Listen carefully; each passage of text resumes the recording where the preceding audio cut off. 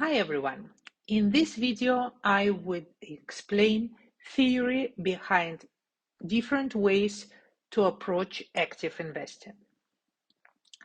I would like to highlight that I do not recommend active investing to any beginners, any retail investors who are just starting their investing journey. But I also know that you are very curious to do something. You are very curious to experiment. So if you want to experiment with active investing, with buying some stocks, if you have some ideas of stocks you would like to buy, then I would present you the theory behind and how you should approach it. So let's start. Active investing will have two different theories. The first one will be you can approach it from a technical analysis point of view. What is a technical analysis? Technical analysis, there you evaluate investments and identify trading opportunities by analyzing statistical trends gathered from trading activity such as price movement and volume. Well, explaining it in a normal language, it means that we try to predict the price in the future based on what it was doing in the past. And this is kind of against any logic actually, which tells us that what happened in the past is not any way a prediction of what will happen in the future. If we think logically, how could we predict what would happen during COVID? Looking into the past. But still, this theory exists. It's very popular. There are lots of people doing technical analysis, and you have to understand what it is, and maybe it is something for you as well. So we are talking about this kind of charts. So here you can see the famous candle chart with support levels. There are lots of things there. I sent you a link with the basics of technical analysis. Look at it, decide if this is something you fancy.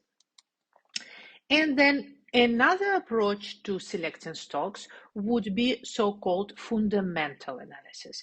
In the fundamental analysis, we actually evaluate investments based on their intrinsic value, their real worth.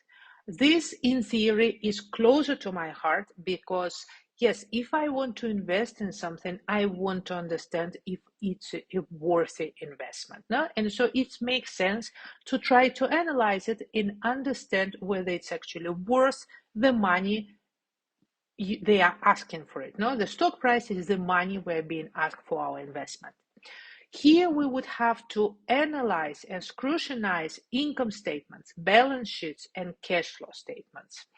Fundamental analysis is generally for those looking for long-term value. And I believe that among my audience, people are looking for long-term value. Here, we're talking about formulas like this. We're talking about the famous beta. We're talking about the CAPM coefficient. There are lots of things there. So if you want to learn how to analyze stocks, go search fundamental analysis, learn it, but there is a lot to learn over there. Few words again about technical analysis and who is it for. It's about trading. It's not about investing.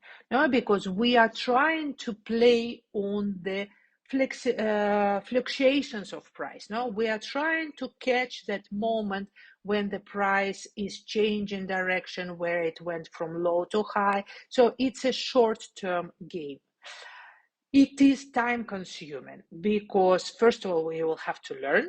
No? So you will have to learn and it will take time. And secondly, if you're into it, you make money on trades. No? So you have to analyze different stocks and make decisions based on the stocks. So the more time you dedicate to it, the more trades you would make. Potentially, no, the more money you would make. So it is time consuming. It's not something which just works by itself. it's for people who love numbers, no? So you have to be a number freak, to be honest.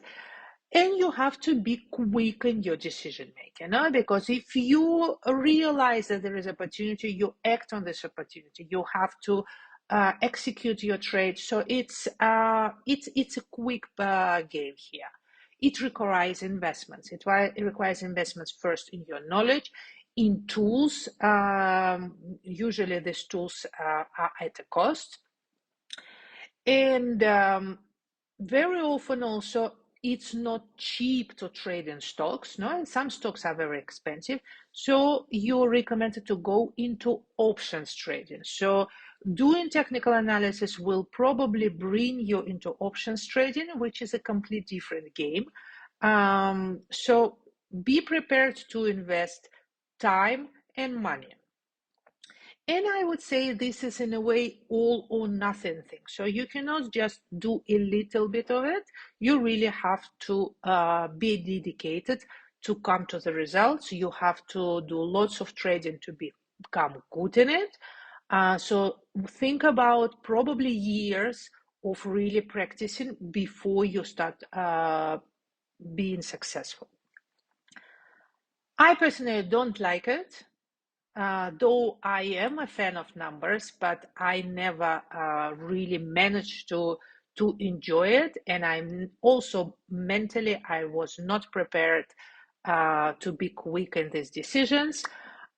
In a way, it is a justified gambling for me, because I don't see the fundamental sense in this whole thing.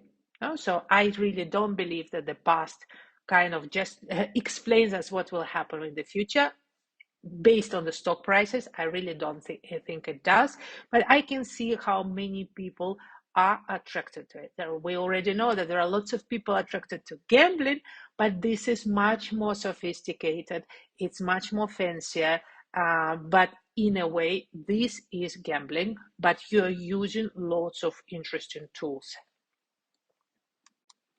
So what about fundamental analysis? This is something I see the sense of, and I see it's possible, but I would think it is very complicated. And here I will just give you what the most famous investor of our times, Warren Buffett, says about it. What he says: when Charlie and I buy stocks, which we think of as a small portions of businesses, our analysis is very similar to that which we use in buying entire businesses. So what he says, well, you're buying stocks, see it as buying a business, no? So take it seriously and use the same approach. So this is one piece of wisdom. We first have to decide whether we can sensibly estimate an earnings range for 5 years out or more. So if you are buying a business, then you have to be able to evaluate how much money this business will bring in the coming 5 years. No? So this is the basis of it. And it makes sense, does it? No? If we want to evaluate what the business is worth how much money it will bring in the future. So you would have to forecast that. If the answer is yes, we will buy the stock if it sells at a reasonable price in relation to the bottom boundary of our estimate. No? So you have to estimate the future earnings, you have to compare it with the price, so there is a way to do it, and then you should buy it. If, however, we lack the ability to estimate future earnings, which is usually the case, we simply move on to other prospects. So this is what the world's famous investor says, that if he cannot estimate the future earnings of somebody's business, then he will not buy it. And this is probably the advice we should follow as well. If we think we cannot estimate the future earnings of a business, and I would think that for majority of my businesses out there, for majority of stocks over there, our capacity to estimate their earnings in the future are very limited, then we should probably don't buy the stocks. What do we require for fundamental analysis? We need knowledge of finance and accounting. We have to understand the industry. No, it is absolutely essential. You cannot go into industries you don't understand. It is time consuming. No? Analysis of this level with all the knowledge we would have is time consuming. And I would say, considering the time we dedicate to evaluating these investments, it only makes sense if we are making rather big investments. No? So it doesn't make sense to spend months analyzing balance sheets and cash flow statements of a business to buy a couple of stocks below 1,000 euro. So that is my view on what to do with active investing and how to decide which stocks we should buy. So how should you start if you really think this is for you? Well, don't look for hot deals. So this is the first one. That's why I put this image, everyday low price. Well, don't think that there are stocks there which are lying available for you for a very attractive price. All the stocks on the market, everything what would happen with them in the future, it's already incorporated in that price. So the stocks you are buying, you will not find hot deals. They are valued at exactly what they are worth.